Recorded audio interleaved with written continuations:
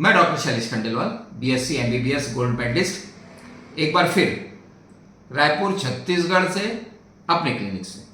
आज का टॉपिक भी थोड़ा सा एक अच्छा टॉपिक है, चालू करते हैं। हमेशा की तरह आकर चारी लख 84 जाति जीव जल थल नभवासी, सिया राम सब मैं जग जानी, करूं प्रणाम जोरी जुगबानी। सबको प्रणाम करते हुए आज का टॉपिक एक पशुओं में फैलने वाली बीमारी है जो अपने में फैलती है।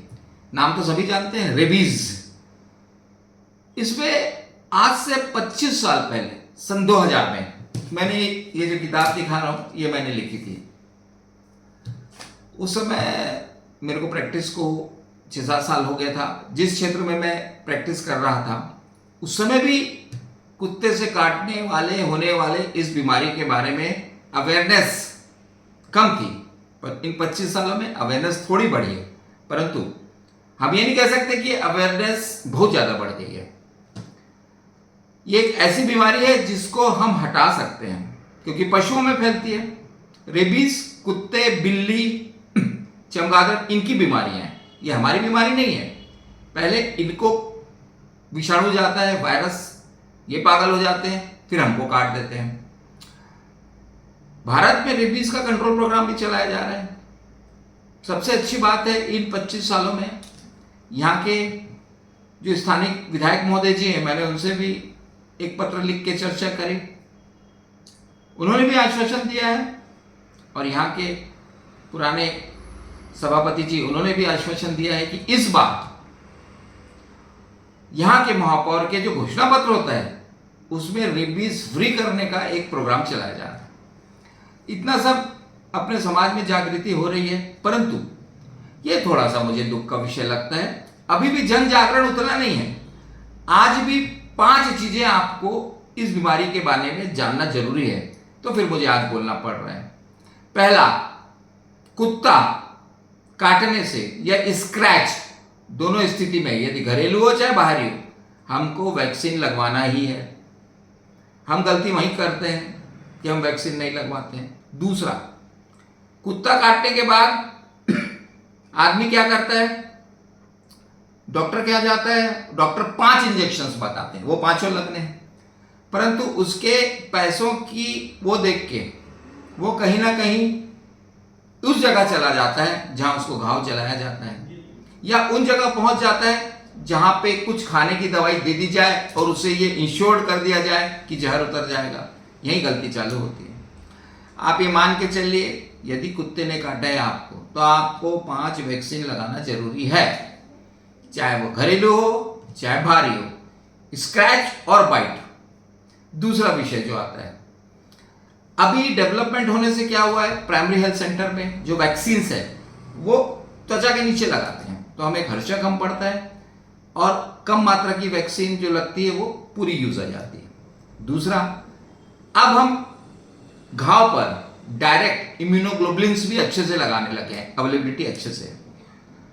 कुत्ता काटने से आज पहला काम आपको जो करना है, वैक्सीन लगाना है। इम्यूनोग्लोबुलिन से डॉक्टर बोलते हैं तो लगाना है, परंतु आज भी ये अवेयरनेस कम है कि काटने से घाव को धो लेना चाहिए। 80% बीमारी हमारी घाव को धो लेने से ठीक हो जाती है, 80%। अच्छा, 1-2 दिन लेट भी हो जाए तो कोई चिंता नहीं है। आयोडीन से, प्रोविडिन आयोडीन से कई लोग बोलते हैं धो लेना चाहिए, ठीक है, बिल्कुल। घाव यदि अच्छे से धो लें तो आप मान के चलिए शरीर के अंदर वायरस नहीं जाता है। शरीर के अंदर वायरस तभी जाएगा जब वो कुत्ता चाट दे या काट दे। उसके बाद ये वायरस हमारे नसों में, जो ब्रेन से निकलने वाले नस होते हैं ना, कभी यहाँ झंझनाहट हो जाती है, वही नसों में 3 मिलीमीटर की स्पीड से चढ़ता है। जब तक ये ब्रेन में नहीं जाए ये अपना आकार, प्रकार, परिवार नहीं बढ़ाता है। उसके बाद ये जो रोग हो जाता है उसे ही हम रेबीज कहते हैं, हाइड्रोफोबिया, और ये जानलेवा है। एक बार हो गया तो मृत्यु निश्चित है।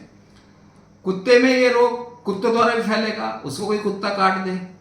अब जनरली आपने देखे कुत्ते पागल हो जाते हैं, भौंकने लगते हैं, काटने लगते हैं। उस पागल कुत्ते को देख के ही समझ में आ जाता है कि ये रेबीज का डॉग है। हम उस एरिया में जा रहे हैं जहां रेबीज प्रोन है, तो डॉक्टर लोग उसमें भी अपने को वैक्सीन लगाते हैं।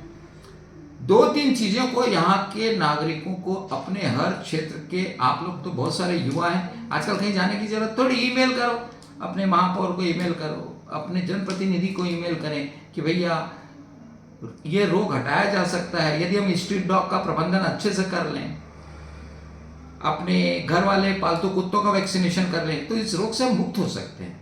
एक अच्छी बात है, भारतवर्ष में गोवा को रोग मुक्त राज्य घोषित किया गया है, पर पूरा भारतवर्ष हो सकता है। 25 साल बाद मैं इसमें इस विषय पे बोल रहा हूँ, अभी तक तो हो जाना चाहिए था भारत रेबीज मुक्त। ठीक है, अवेयरनेस धीरे धीरे आ रही है, पर देखिए जनता को जागरूक होना पड़ेगा। हम हर चीज सरकार पे नहीं छोड़ सकते, हमें अपने को भी जागरूक होना पड़ेगा कि यदि कुत्ता काटे तो क्या करें। पहला घाव धो लें, अच्छे से धो लें, खुले हुए नल के पानी में धो लें। दूसरा, प्राइमरी हेल्थ सेंटर पे जाएं, जो डॉक्टर बताता है, यदि वो 5 इंजेक्शन बोल रहा है तो 5 लगेंगे। आप अपना दिमाग ना लगाएं कि एक तो नहीं आता डॉक्टर साहब, कोई नया इंजेक्शन तो नहीं आता। जो डॉक्टर साहब बोल रहे हैं उसकी सुने, इम्यूनोग्लोबुलिन या वैक्सीन जो बोल रहे हैं वो लगाएं। तीसरा, यदि जानवरों के आप बहुत बड़े प्रेमी हैं तो अच्छी बात है, पर अपने पेट डॉग को पूरा वैक्सीनेट करें। इस प्रकार हम एक रेबीज मुक्त भारत की कल्पना कर सकते हैं। जय हिंद, जय भारत, जय